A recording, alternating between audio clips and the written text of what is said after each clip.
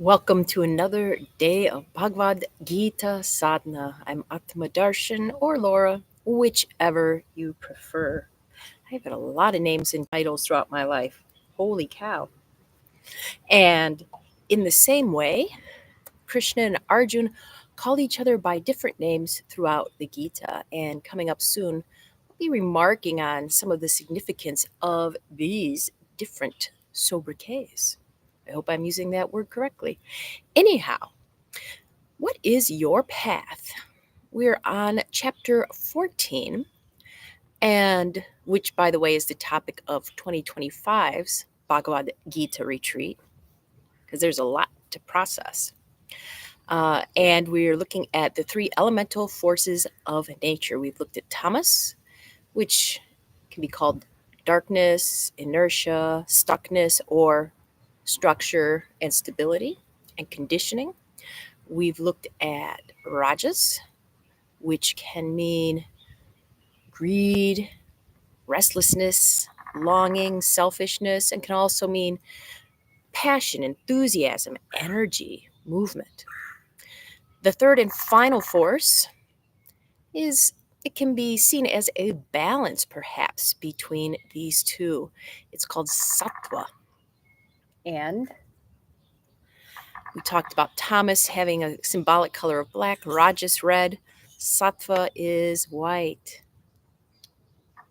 So, as you might guess, kind of by this symbolism, it's seen by many as the good guna because it represents pureness, for example, light. I've heard it called luminous balance. Who doesn't want that? Well, I shouldn't say that because depending on our inherent tendencies, we might not want balance in our lives. We might want to be stuck. We might want to run around.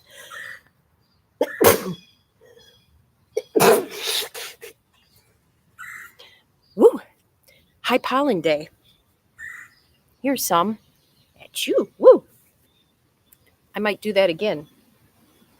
I beg your pardon.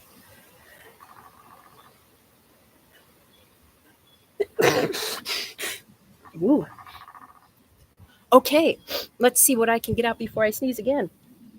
We'll go to what Krishna says about sattva, which might not be exactly what you're expecting.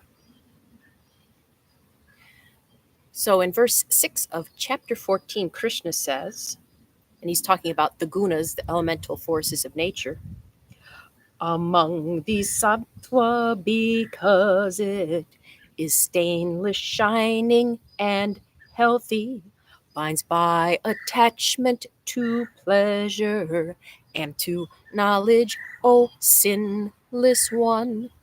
He's calling Arjun sinless one. So yes, it sounds like a good thing, right? Pureness, sattva, luminous balance, it's stainless, it's shining, it's healthy. Yet, it, like the other gunas, has its downside, and that is it binds us. If we get a glimpse of sattva, we do our best to hold on to it. Holding on to it is actually an element of tamas, and selfishly trying to hold on to it at the expense of others is the manifestation of rajas. So, sattva, when we achieve it, it can really actually interfere with our growth because we want to hang on to it. It mentioned attachment to knowledge. So that also means attachment to things we know. For example, we might think, well, I've achieved sattva, luminous balance, because of my spiritual study, because of my life experience, blah, blah, blah, blah, blah. And then we become a little egotistic about that, about our titles, for example, or about this and about that related to our vast knowledge. But as we'll find out coming up in a day or two, the gunas just are. Because they're playing through you at this moment doesn't mean that it's because of something spectacular you've done. They just exist. They exist in all of us. Everybody has even just the littlest bit of sattva. Everybody has some of all these elements, but we get attached to them. And we can see this, for example, when we look at spiritual leaders. We want them to be sattvic all the time or appear that way, always light and balanced. But I can tell you from my experience, spiritual leaders are people too. And in fact, in the Mahabharata, some of them are the crankiest SOBs you'd ever want to meet, like Sage Durvasa. He's literally got the name difficult, Durvasa. He's got difficulty in his name. So it's something just to be aware of. And today I invite you to notice how if you get to a place where you're feeling good and balanced and you're feeling pretty sure and confident, what happens when you start shifting out of that? I've had this experience with meditation, for example. I do my meditation, I feel so good. As soon as I go back to the regular world, then I start getting snippy. Why? Maybe I shouldn't meditate anymore, I think. Well, no, it's just have to recognize that the attachment to that feeling is an attachment and it binds me. Oh, let's free ourselves, shall we? We'll do a little pose. Of course, we have a balanced pose and I have some luminosity shining behind me. Then we'll do our sitting practice. I think today, just for fun, I'm going to balance with my friend here.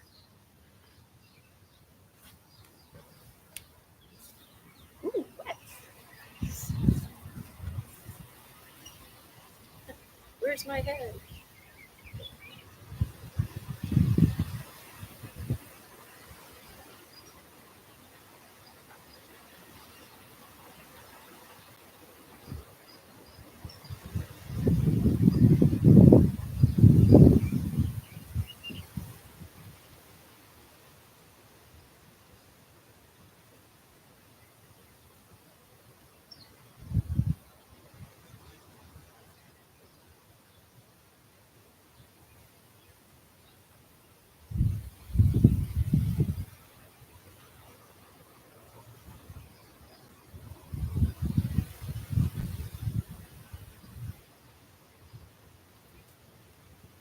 Switch.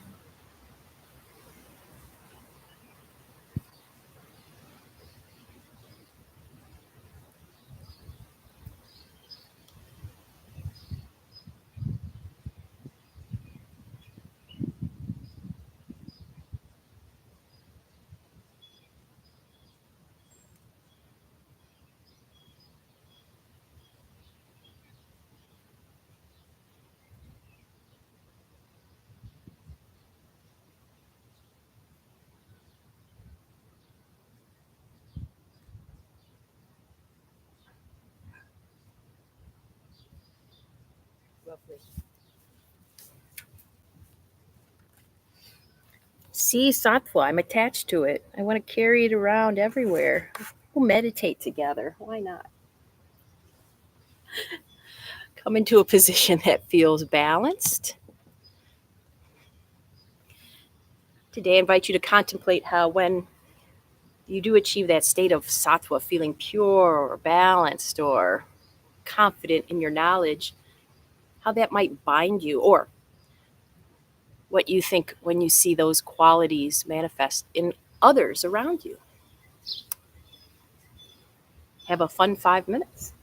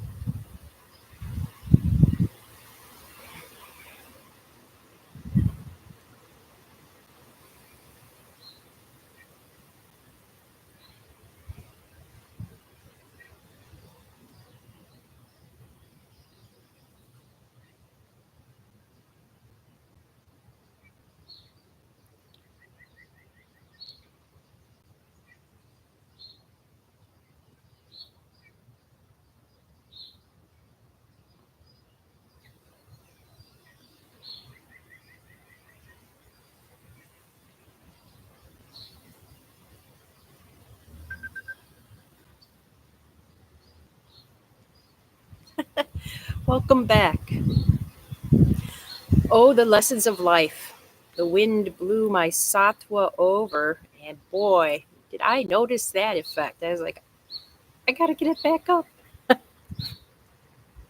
Today's practice is dedicated to Sattva itself. Maybe I'll name you Sattva Petunia. Sattva the Petunia. Real quick, I'll either see you tomorrow, have a wonderful day, or Um, since some of you have expressed interest in the baby robins, I'll do my impression of what the baby robins are like. Now, did you know it only takes a baby robin 2 weeks from hatching to being able to fly around? 2 weeks.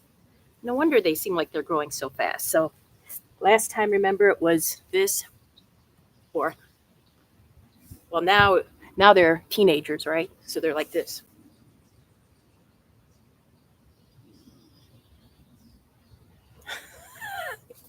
I'm chill. We'll see what happens. All righty. Until then.